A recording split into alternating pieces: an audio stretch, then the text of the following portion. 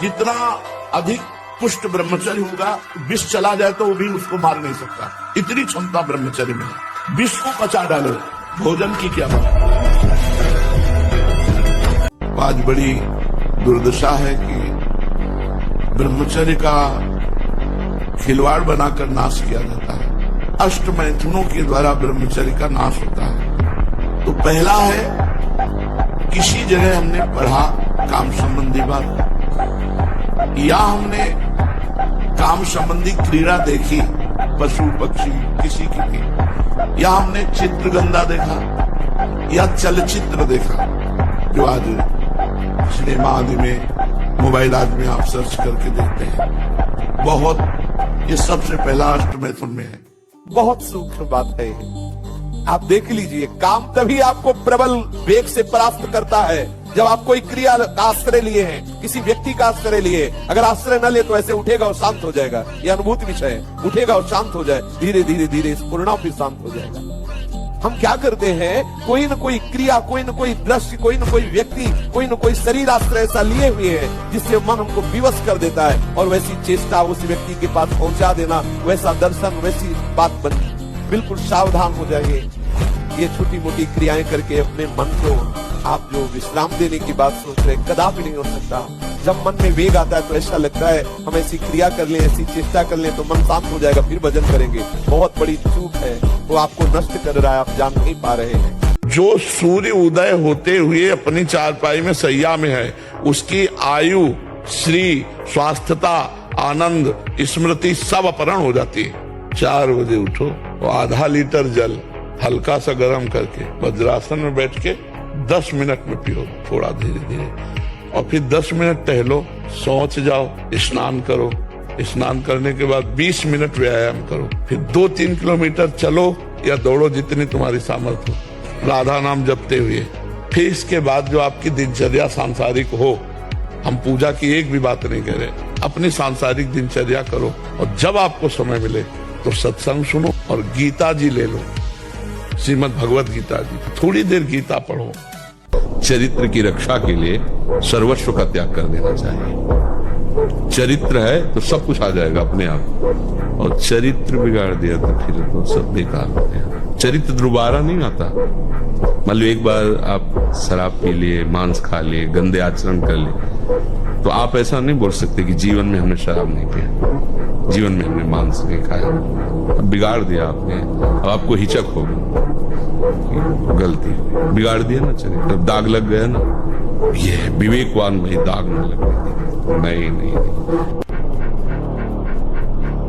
संयम एक बहुत बड़ी सामर्थ्य है। जो बच्चे इस सत्संग को सुने, वो खुद अपने हृदय में देख ले कि हमारा जो उनसे प्रार्थना करना है कि दोस्त बनाओ, हम निषेध नहीं करते। क्या हम हमारे 4 बहनें हो, हम उनके बीच में रहते हो तो हमें काम सताएगा क्या? क्या तुम ऐसे दोस्त नहीं बन सकते क्या? क्या जरूरी है कि काम की भावना से ही किसी से दोस्ती करना?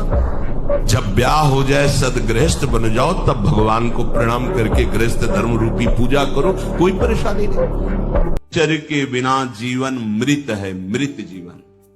ब्रह्मचर्य अमृत है। मन, वाणी, शरीर, बड़ा भारी इनका साधना में योग है। अष्ट प्रकार के मैथुनों का सर्वथा त्यागी ही ब्रह्मचारी कहा जाता है। पूज्यपाद श्री उड़िया बाबा जी महाराज, मूर्तिमान ब्रह्म, ब्रह्मचर्य ही महान सामर्थ, परम पुरुषार्थ, भगवत प्राप्ति का प्रबल साधन है। परम सुख का, परम शांति का, परम स्मृति का, महान धृति का ये प्रधान साधन ब्रह्मचर्य है। जो इस साधन से ही तुमसे जो गलती हो उसको होने दो, बस रोक लो, हस्त क्रिया मत करना। हस्त क्रिया मतलब समझ गए ना, हस्त मैथुन मत करना, और नाम जप करो। और जो हो रहा है तुम बिल्कुल ऐसे समझो कि बाबा ने पूरा ठेका ले लिया, अब हमको कोई चिंता नहीं। आज से तुम देखना आपका परिवर्तन। पर कोई काम करो, 2-4 घंटे का काम करो, कोई भी काम करो। बहुत धैर्य से समझना है। ब्रह्मा ने हर खोपड़ी बनाई ना, तो ब्रह्मा की खोपड़ी जिसने बनाई, ब्रह्मा की खोपड़ी भी जहां काम नहीं करती है तो हमारी खोपड़ी क्या काम करेगी? हम सब तो ब्रह्मा के बनाए हुए हैं और ब्रह्मा को उन्होंने बनाया है। तो जहां ब्रह्मा हाथ जोड़ करके थर थर कांपते हैं जिनके आगे और कहते हैं मेरी बुद्धि आप तक नहीं पहुंच सकती, तो हमारी बुद्धि कितनी पहुंच सकती है? ब्रह्मा जी की पुत्री तो सरस्वती जी हैं।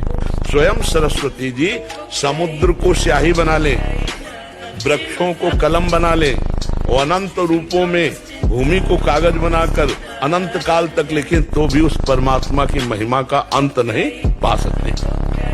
अब आप विचार करो, हमारी तुम्हारी खोपड़ी कितने की पार पा जाएगी तर्क से उस परमात्मा को। जिसको हम जानते हैं गलती है, वो हमसे पुनः इसलिए होती है कि मानते ऊपर से गलती है, हृदय से मानते कि इसमें सुख है। अंदर की बात है ये। ऊपर से हम कहते हैं अधर्म है, पाप है, गलत है, नहीं करूंगा, नहीं करना चाहिए। और अंदर से है कि सुख है, अब तुम्हें कोई नहीं रोक सकता। 1000 बार गलती मानो, फिर ऊपर 1000 के ऊपर चलेगी बात, वही होगा। जिस दिन आपके हृदय में ये बात आ गई कि देख लिया कहीं सुख नहीं, अब आज से मैं नियम लेता हूं अंदर से भगवान के बल पर कि मैं ऐसी जगह नहीं जाऊंगा जहां भ्रष्ट हो जाऊं, ऐसे दृश्य नहीं देखूंगा जिससे मैं पतित हो जाऊं, ऐसा भोजन नहीं करूंगा, ऐसा संग नहीं करूंगा। ब्रह्मचर्य के बिना कोई भी किसी भी डिपार्टमेंट में वो आगे नहीं बढ़ सकता। चाहे गृहस्थ हो, चाहे वानप्रस्थ हो, चाहे सन्यासी हो, सबके लिए ब्रह्मचर्य अत्यंत आवश्यक है। ब्रह्मचर्य में जीवन परम पुरुषार्थ में अध्यात्म में जीवन है। जो ब्रह्मचर्य धारण नहीं करते हैं वो न सदगृहस्थ बन पाते हैं, ना वो वानप्रस्थ, ना वो सन्यासी। और लौकिक पढ़ाई या लौकिक उन्नति, इसके लिए भी ब्रह्मचर्य की अत्यंत आवश्यकता है। पराई माता बहन का अवसर भी आवे तो भी ये बस ये कि आप हम प्राण त्याग सकते, लेकिन हम गलत आचरण नहीं कर सकते। हम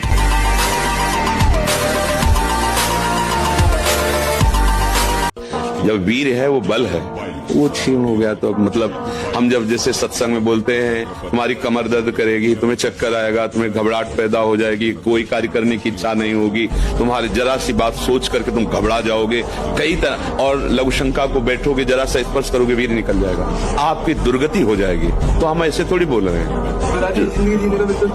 हाँ, लेकिन अगर आप हमारी बात मानो तो अभी कुछ नहीं बिगड़ा है, सब ठीक हो जाएगा। आप अच्छे आदमी बन सकते हो, आप स्वस्थ बन सकते हो, क्योंकि अभी आप में इतना आत्मबल है कि अपनी कमी को समाज में कह दिया। देखो, अगर बहुत वैसे सोचो ना तो हिम्मत नहीं पड़ेगी ये बात करने, क्योंकि गंदा आचरण है ना, लेकिन तुम्हारे अंदर अभी आत्मबल है, तुम अभी सुधर सकते हो। अगर शरीर रुग्ण नहीं है, जवान शरीर हो, ब्रह्मचारी हो, आग है अंदर, सहो हर प्रकृति के वार को, गर्मी सर्दी बरसात भूख प्यास, सच्चिदानंद में स्थित हो जाओ, तुम्हारा बाल बाका भी कोई नहीं कर सकता। सच्चिदानंद प्रभु को छोड़कर कहीं भी आश्रय या सुख बुद्धि होना मतलब खतरा प्रारंभ हो गया है। ध्यान दीजिए, सच्चिदानंद परम सुख स्वरूप प्रभु जो हमारे आश्रय दाता हैं, इनके सिवा कहीं आशा भरोसा हो जाना मतलब अब हमारे परमार्थ का खतरा प्रारंभ हो रहा है। इसलिए कभी ऐसी कल्पना भी ना होने पावे उपासक के हृदय में अपने प्रभु के सिवा किसी अन्य का आश्रय। और सबसे बड़ी बात यह है कि आप 1 महीना ब्रह्मचर्य रह के देखो, आप में कैसा जोश आता है। जिसको त्यागने पर तुमको इतना आनंद आता है, उसको रोकने पर कितना आनंद होता होगा। तुम्हें ब्रह्मचर्य एक ऐसी शक्ति है कि जिधर प्रयोग करो उधर काम करेगी, जिधर प्रयोग करो। आप नेत्रेंद्री से गंदे चित्र देखें, श्रवणेंद्री से गंदी बातें सुने, वाणी से गंदी बातें बोले, रसेंद्री से गंदा भोजन करें और सोचे ब्रह्मचर्य रह जाएंगे, तो बिल्कुल नहीं, कदापि नहीं। ब्रह्मचर्य कोई खिलवाड़ नहीं है। आप सब कुछ कर सकते हैं, मतलब यही सबको भूल है कि ये तो किसी किसी के भाग्य में लिखा होता। कुछ नहीं, तुम जो चाहो अपना भाग्य बदल सकते हो, ये मनुष्य शरीर जो चाहो कर सकते हो। भगवान को जब प्राप्त कर सकते हो तो क्या नहीं बन सकते हो। नाम जप करो, अच्छे आचरण करो, अच्छा भोजन करो, व्यायाम करो। और जब ब्रह्मचर्य, ऐसा कैसे हो सकता है? बल है ना, अध्यात्म बल, शारीरिक बल की बात नहीं कहते। ऐसा कैसे हो सकता है? यदि एक बार ऐसा हुआ तो 1000 बार मैं प्रयास करूंगा और इस पर विजय। वो मतलब एक जिद्दी स्वभाव, एक निष्ठा उसी से आती है, उसी से। पहले खेती जोतते थे ना किसान, एक कार वाला होता था और पूरे खेत को उसी से जोतला है।